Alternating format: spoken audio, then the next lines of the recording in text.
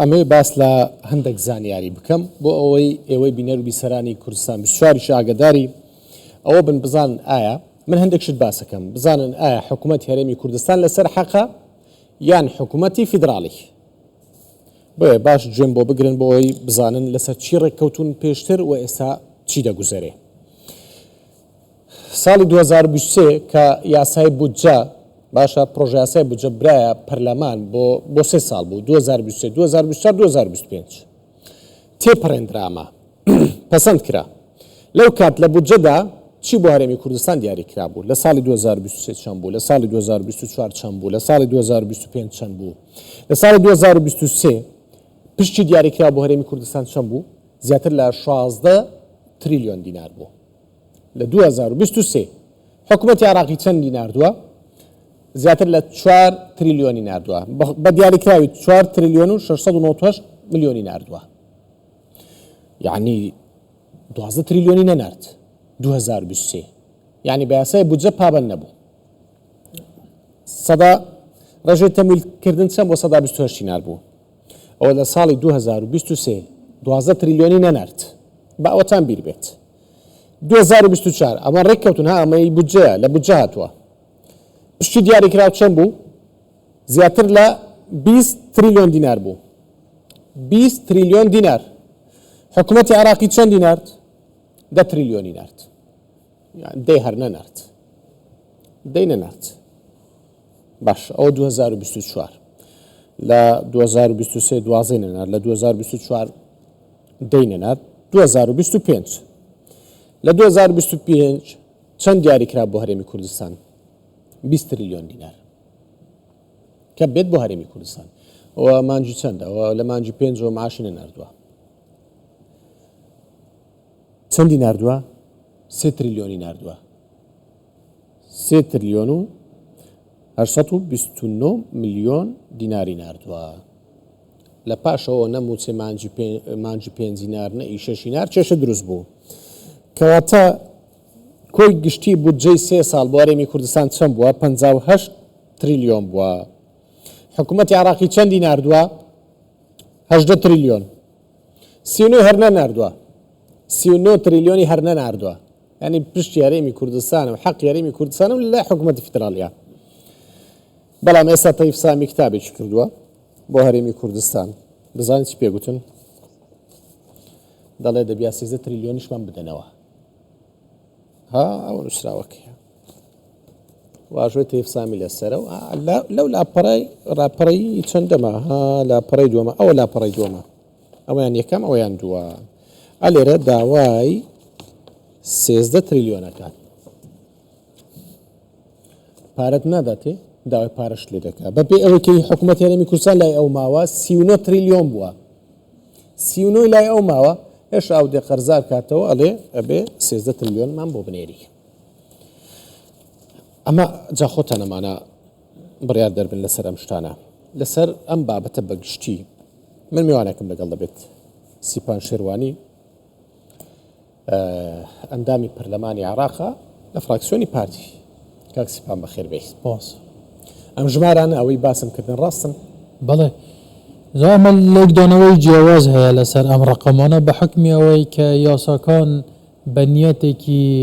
سافەوە نەنووسراونەتەوە بە حکمی ئەوەی تەفسیری نسووسی دەستور زۆر جار بەلاڕێدا براوە زۆر جار یاساکان بە ئامانجی لێدان لە پێکاتەیەک یان بە تایبەت بڵێم لێدان لە هەرێمی کوردستان بەکارهێنراوە بۆیە ئەم یاسایانە ئێمە بە دیوێک یان بە شێوازێک لێکی دەدەینەوە ئەوان بە شێوازێکی تر لێکی دەدەنەوە زۆر جار ئەو لێکدانەوەی ئەمڕۆ ئەوان ئەوان هەر ناینێرن خۆی یاساکان وەکو ئەمەژەم پێدا نەخیر خۆ ڕقەمەکان دیارە نەنێردراوە یعنی هەتا ئەو ڕقەمانەی کە جەنابیشت ئاماژەت پێدا ئەمەش دەکرێت ئەگەر مقارنە بکەین بەو سەلاحیەتانە و ئەو مافانەی کە ئێمە لە دەستوردا هەمانە ئێمە شتی زیاتریشمان حەقی زیاتریشمان لە موازنەکانی عێراقدا هەبێت هەتا لەو ڕقەمانەش بەڵێ ئەی چۆن تەیفسامی ئێستا داوای 13 تریلیۆنەکە تەیفسامی بە لێکدانەوەیەکی سیر لێکدانەوەیەک کە پشت دەبەستێت بە عەقلیەتێکی ڕق و کینە دژ بە تاکی ملەتی کورد او لێکدانەوەی کە کراوە ئەم نووسراوەی کە لەسەر کراوە هەمان ئەو لێکدانەوە و عقلیەتەیە ئەو نیەتە ڕەشەیە کە لەناو زیکی هەندێک ناحەزانی کوردە لەوەتەی هەیە هەبووە و ئێستاش هەیە ئەگەر ئێمە بۆ خۆمان چارەیەک لە حاڵی خۆمان نەکەن لە داهاتووشدا دەبێت بۆیە ئەمە لە داهاتووشدا دەبێت قابلە 100 ساڵ هەیە 100 ساڵە ئەم عقلیەتە هەیە هەر ڕۆژ لە دوای ڕۆژ لە دوای ڕۆژ بە ڕێگای تر بە شێوازی تر بە هەر شێوازێک ببێت کار دەکەن بۆ لێدان و لە ناوبردننی ملەتی کورتە قابلە لێرە ڕابوەستن لە ناکاو معجزەیەک ڕوودەدا چ دەبێ ئەمە دووە هەمین کتابێ نەخێر ئەگەر ئێمە خۆمان بەهێز نەکەین یەک ڕیز نەبین تێنەگەن لە واقعی کە هەیە تێنەگەن لە نیەتی ڕەشی ناحەزانی خۆمان بە دڵنیاییەوە داهاتوو شەر بەردەوام دەبێت کاکسیپان بۆچی ڕێگەتاندا بەو شێوەیەی بە دڵی خۆیان پرۆژه یاسای بودجە بنووسنەوە بێنە پەرلەمان و تێپەڕێنرێ هەرچەندە ئەوەش جێبەجێ نەکراوە بەڵام بۆ لێتانگەرا وابێ زۆر جوان ئەم پرسیارە زۆر مهمە ئێمە وەکو پارتی دیموکراتی کوردستان و وەکو کورد لە ساڵی 2003 کە گەڕاینەوە بۆ عێراق یەکێک لەو مەبدەانەی کە وای کردووە عێراقی نوێی لەسەر بنیاد بنرێت و ئێمەش قەناعەتمان هەبوو کە سوودی دەبێت بۆ پێیکەوە ژیانی گەلان توافق و شراکت و توازن بووە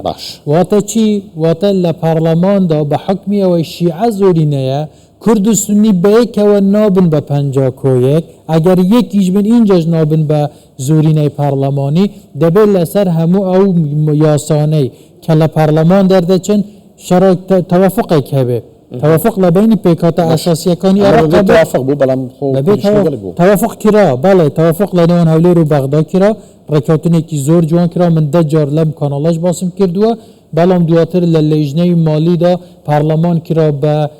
بە دەرگایەکی تر یان ڕێگەیەکی تر بۆ لێدان و بۆ تێکدانی مافەکانی هەرێمی کوردستان و بەڵا ڕێدابرا شتێکی تریان بە ویستی خۆیان کە وەکو پێشتریش ئاماژەم پێ کردووە لاپەڕەیەکی پڕ لە ڕق و کینە و دوژمنایەتی دژ بە هەرێمی کوردستان کرا بە بەدیلی ئەو ئەتفاقی کە هەولێر و بەغدا کردبووان ئەی ئێستا گفتوگۆیەکان ئەگەر زانیاریت هەبێ بچی بیشتون ئەمڕۆ خەڵک چاوەڕێی مژدەیەکی خۆشە بۆی بزانن ئایا موچەدێ یان نە ئەوی لای خەڵکی سادە گرنگە ئەوەیە ئێمە بێگومان دواکەوتنی موچە هەموو سنوورەکانی تێپەڕاندووە ئەو بەکارهێنانی قوتی خەڵک بەکارهێنانی بژێوی تاک بە تاکی ملەتی کورد وەکو چەکێکی سیاسی لە عێراقێکی نوێدا ئەمە کارەساتێکە و کەس تەوەقعی نەدەکرد کە ئەو عێراقی لە ساڵی 2003 بنیاتنرا و لە 2005 دەستوری بۆ پەسەند کرا دۆستانی ئێمە کە ئێمە لە ماڵی خۆمان حەوان بوومانەوە و پارێزگاریمان لێ کرد بوو هاوکاریمان کردن لە ڕوخاندنی دیکتاتۆریەت ئەمڕۆ لەلایەن ئەو دۆستانەمانەوە بین قوتی ملەتەکەمان بۆ بڕێت بۆیە ئەم بابەتە خەریکە هەموو سنوورەکانی دەبەزێنێت خەریکە دەگاتە سەر ئێسقان وەکو دەزانن دووە پێشهاتەکان ئەوە بوو کە دوێنێ سێشەممە کۆبوونەوەی ئەنجومەنی وەزیرانی اتحادی بڕیار لەسەر پێکردنی لێژنەیەک درا لێژنەیەکی وزاری چونکە ئەو دوو ڕەشنووسەی کە شاندی هەرێم و شاندی بەغدا ئامادەیان کرد بوو جیاوازی لە زۆر خاڵێکدا هەبوو چاوەڕێ ئەمڕۆ کۆبوونەوەی یەکەمی لێژنە وەزاریەکە کرا کۆبوونەوەکانیش هەر بەردەوام دەبن ئێمە بەپێی ئەو دێدلاینە بێ کە بەڕێ سوودانی بۆ لێژنەکە دیاری کرد بوو کە 48 جێمەر بێت تا بەیانی ئێوارە دەبێت ڕەشنووسێک ئامادە بکەن پێ توە ڕەشنووسیان پێ ئامادە بکرێ دەبێت ئامادە بکرێت خۆشی تێدا بێ بۆ خەڵک زانی دەبێت چاوەڕێ هەموو شتێک بکەین طبعا لە عێراقێکی بێخاوەنی ملتەزم نەبوو بە دەستورەوە چاوەڕێ هەموو شتێک دەکرێت لە عێراقدا خۆشببینی ومانە لە عێراق چمون نەمایە کە نەماندیدبی لە عێراقی نوێ لە بەکارهێنانی هێزی چەکداری لە میلیشیات لە موچە بڕین لە بوجە بڕین لە جیاکاری قومی جیاکاری تایفی شەڕی تایفی هەموو شتێکمان لە عێراقی نوێ بینە بۆیە هەموو شتێک تەوەقع کراوە ئەمڕۆ ڕێباز هەملان شتێکی هەبوو لە فەیسبوک نووسی بووی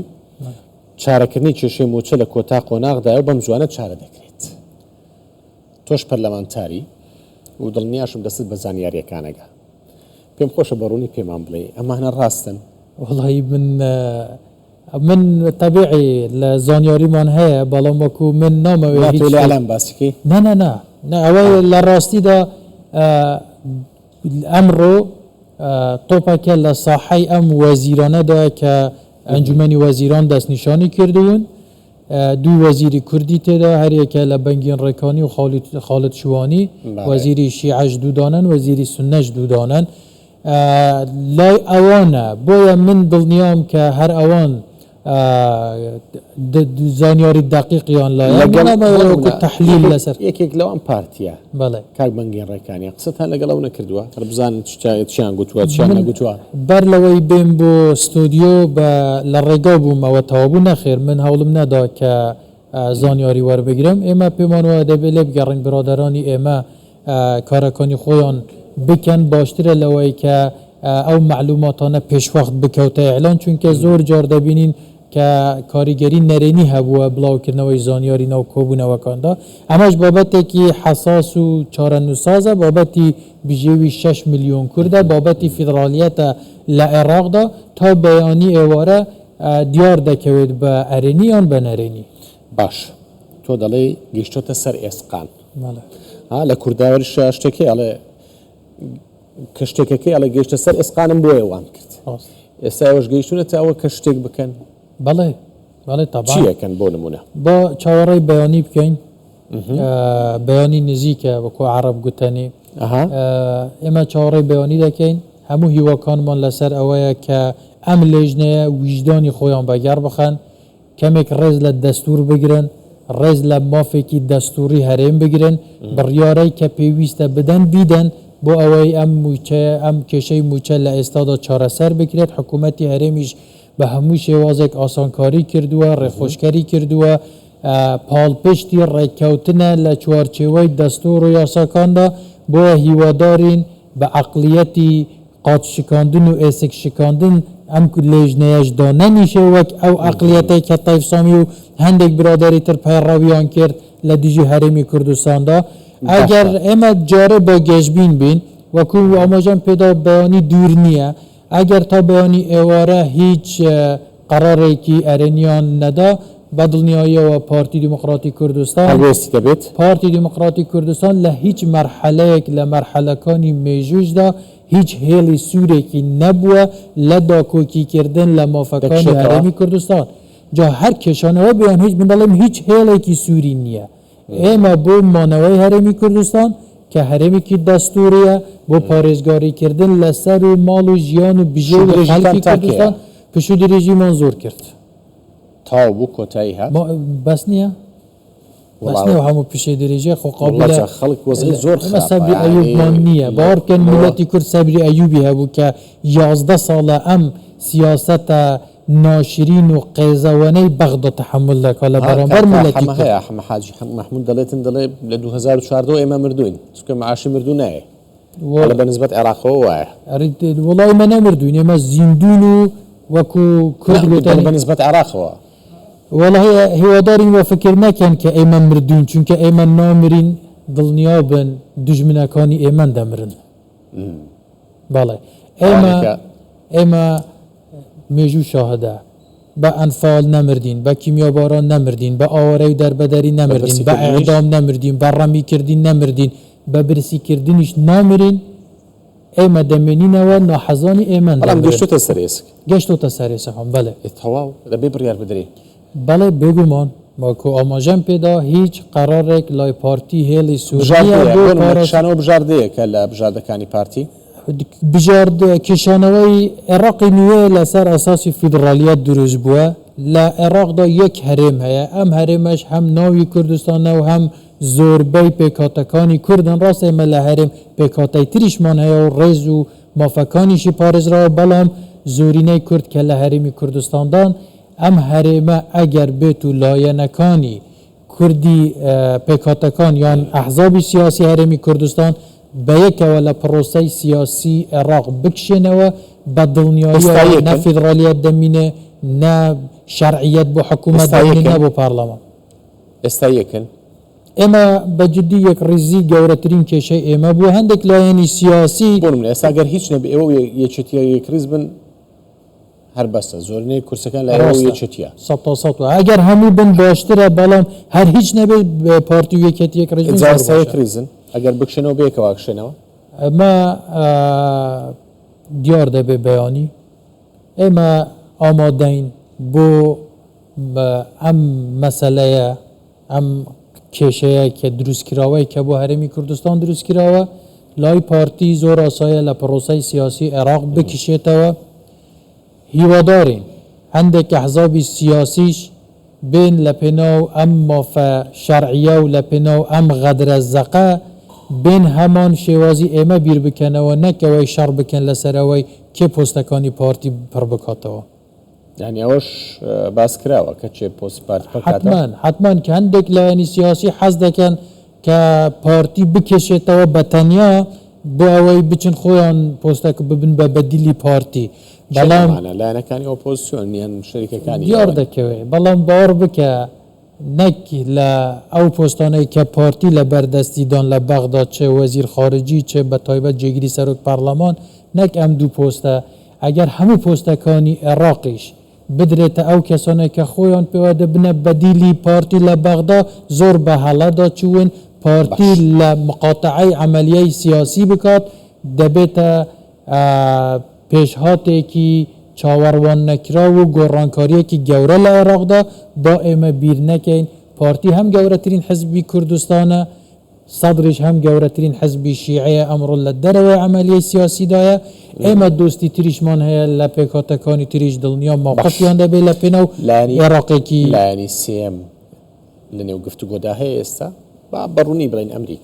ئەمریکا صاحبی عێراقێکی فیدرالیە ئەمریکا قوربانی داوە بۆ عێراقی فیدرالی ئەمریکا